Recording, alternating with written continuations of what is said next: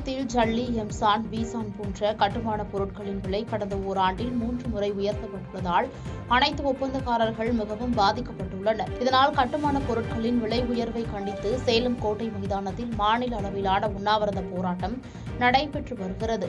மாநில தலைவர் திருச்செங் தலைமையில் நடைபெற்று வரும் போராட்டத்தில் 2000க்கும் மேற்பட்டோர் பங்கேற்றுள்ளனர். ஒப்பந்ததாரர்களின் வாழ்வாதாரத்தை காப்பாற்ற தமிழக அரசு கட்டுமான பொருட்களுக்கு உரிய விலை நிர்ணயம் செய்ய வேண்டும் எனவும், கட்டுமானத்திற்கென தனி ஒழுங்குமுறை ஆணையம் அமைக்க வேண்டும் எனவும் வலியுறுத்தினர்.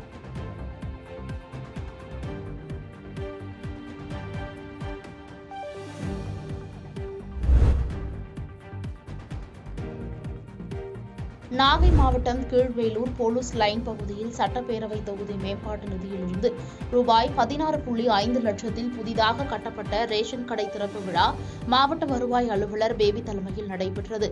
இதனை கீழ்வேலூர் எம்எல்ஏ VP நாகை மாலி பொதுமக்கள் பயன்பாட்டிற்காக திறந்து வைத்து பொருட்களை வழங்கினார். முன்னதாக விழா மேடையில் வைக்கப்பட்ட பேனரில் தன் பெயர் இல்லாததால் சட்டமன்ற உறுப்பினர் நாகை மாலி ஆத்திரமடைந்து கடுமையாக பேசியுள்ளார். இதனால் சிறிது நேரம் விழாவில் சலசலப்பு ஏற்பட்டது. பின்னர் அதிகாரிகள் வருத்தம் தெரிவித்ததன் பெயரில் திறப்பு விழா செய்து பயனாளிகளுக்கு தொகுப்புகளும் வழங்கி முடிக்கப்பட்டது.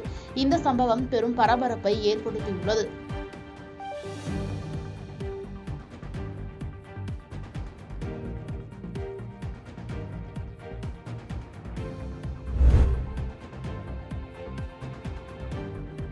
ராணிப்பேட்டை மாவட்டம் களவை பேரூராட்சி அலுவலக வளாகத்தில் பேரூராட்சி அளவிலான குழந்தைகள் பாதுகாப்பு குழு கூட்டம் பேரூராட்சி மன்ற தலைவர் கலா சதீஷ் தலைமையில் நடைபெற்றது.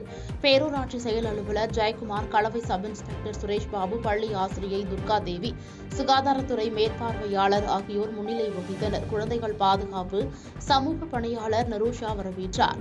இதில் குழந்தைகள் பள்ளி செல்வதை உறுதிப்படுத்துதல், குழந்தை தொழிலாளர் அறவே இல்லாத பேரூராட்சியாக மாற்றுவது, குழந்தைகளுக்கு நோய் தடுப்பு முறைகள் தடுக்க வேண்டும் உள்ளிட்ட பல்வேறு தீர்மானங்கள் நிறைவேற்றப்பட்டது.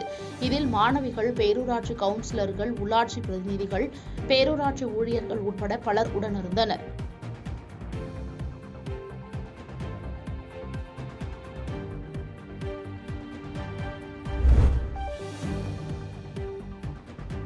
மதுரை ஆரப்பாளையம் வெள்ளி வீதியார் மாநகராட்சி பெண்கள் மேல்நிலைப் பள்ளியில் லயன்ஸ் டேட் நிறுவனம் வழங்கும் லைன் டேட் சிறப்பை 1300 மாணவிகளுக்கு மதுரை மாநகராட்சி மேயர் இந்திராணி பொன்வசந்த் மற்றும் மதுரை மாநகராட்சி ஆணையாளர் தினேஷ்குமார் ஆகியோர் வழங்கினார்கள். இந்நிகழ்ச்சியில் மதுரை மாநகராட்சி மண்டல தலைவர் பாண்டிச்செல்வி, கல்விக்குழு தலைவர் ரவிச்சந்திரன், மாமன்ற உறுப்பினர் சென்னியம்மாள், லைன் டேட்ஸ் மண்டல மேலாளர் மற்றும் ஆசிரியர்கள் உட்பட மாநகராட்சி அதிகாரிகள் பலர் கலந்து கொண்டனர்.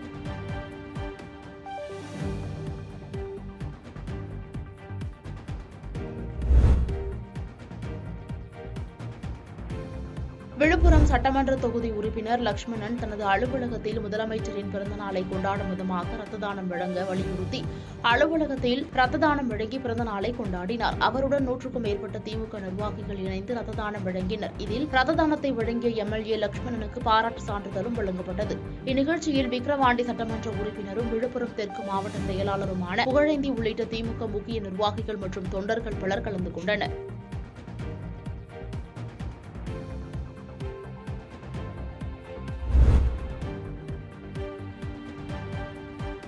கரூர் மாவட்ட திமுக செயற்குழு கூட்டம் கரூர் மாவட்ட கழக அலுவலகமான கலைஞர் அறிவாலயத்தில் உள்ள தளபதி அரங்கத்தில் நடைபெற்றது. மாவட்ட கழக அவைத் தலைவர் டி. ராஜேந்திரன் தலைமையில் நடைபெற்ற கூட்டத்தில் கழக நெசவாளர் அணி தலைவர் நன்னியூர் ராஜேந்திரன், கழக சட்டத்துறை இணை செயலாளர், சட்டமன்ற உறுப்பினர்கள், மாநகராட்சி மேயர் கவிதா கணேசன், துணை மேயர் உள்ளிட்ட பலர் கலந்து கொண்டனர். இந்த கூட்டத்தில் இல்லம்தோறும் ஸ்டாலினின் குரல் என்ற தலைப்பில் 2 திண்ணை பிரச்சாரம் மற்றும் வரும் நாடாளுமன்ற தேர்தலில் பாஜக மற்றும் அதனோடு மறைமுக கூட்டணியில் இருக்கும் அதிமுகவை முழுமையாக வீழ்த்திடும் வகையில் பணியாற்ற வேண்டும் உள்ளிட்ட பல்வேறு தீர்மானங்கள் நிறைவேற்றப்பட்டன.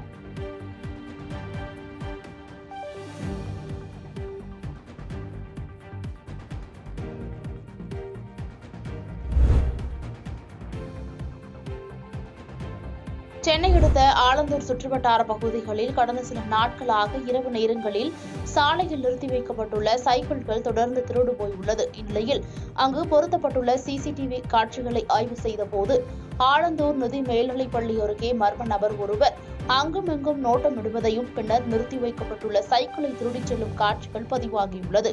இந்த வீடியோ சமூக வலைதளங்களில் வைரலானது. இதுகுறித்து காவல்துறையினர் நடவடிக்கை எடுக்க வேண்டுமென பொதுமக்கள் கோரிக்கை விடுத்துள்ளனர்.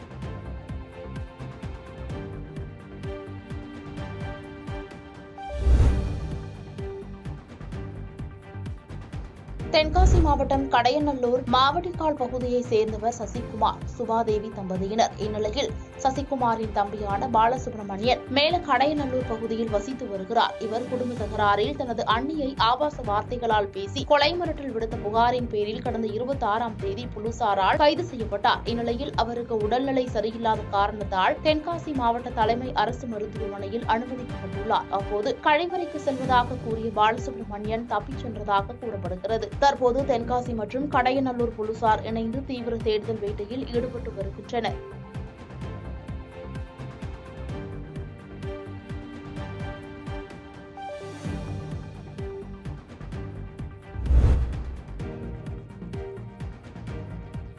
திருப்பூர் மாவட்டம் உடுமலை ஆனைமலை புலிகள் காப்பகத்தில் உடுமலை மற்றும் அமராவதி வனசரக்குகள் உள்ளன. இங்கு குடிப்பட்டி, குருமலை, கோடந்தூர், தளிஞ்சி உள்ளிட்ட 18 மலை கிராமங்களில் சுமார் 6000க்கும் மேற்பட்ட மலைவாழ் மக்கள் வசித்து வருகின்றனர். இவர்களின் நீண்ட நாள் கோரிக்கையாக ரேஷன் கடையை மலை கிராமத்தில் அமைத்து தர அரசு மற்றும் தனிநபர் என பல்வேறு தரப்பினரிடம் கோரிக்கை வைத்து வந்துள்ளனர். இந்நிலையில் மலை கிராம மக்களின் கோரிக்கையை ஏற்று திமுக மடத்துக்குளம் முன்னாள் சட்டமன்ற உறுப்பினர் ஜெயராமகிருஷ்ணன் சொந்த நிதியிலிருந்து 4 லட்சம் மதிப்பில் புதிய ரேஷன் கடையை மலை கிராமத்தில் கட்டிக் கொடுத்துள்ளார். இதற்காக முன்னாள் சட்டமன்ற உறுப்பினர் ஜெயராமகிருஷ்ணன் அவர்களுக்கு தங்களது பாரம்பரிய முறைப்படி மாலை அணிவித்து மலை கிராம மக்கள் நன்றி தெரிவித்தனர்.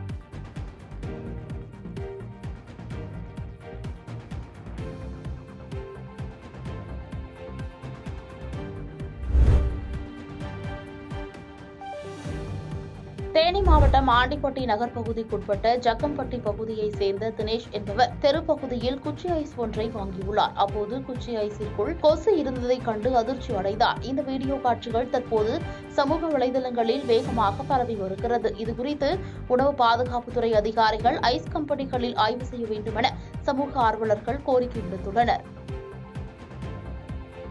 பாதகம் செய்பவரை கண்டால் நாம் பயங்கொள்ளலாகாது பாப்பா, மோதி மிதித்து விடு பாப்பா, அவர் முகத்தில் உமிழ்ந்து விடு பாப்பா. அண்மை செய்திகளை உடனுக்குடன் தெரிந்து கொள்ள இணைந்திருங்கள் இயம்நாடு தொலைக்காட்சியுடன்.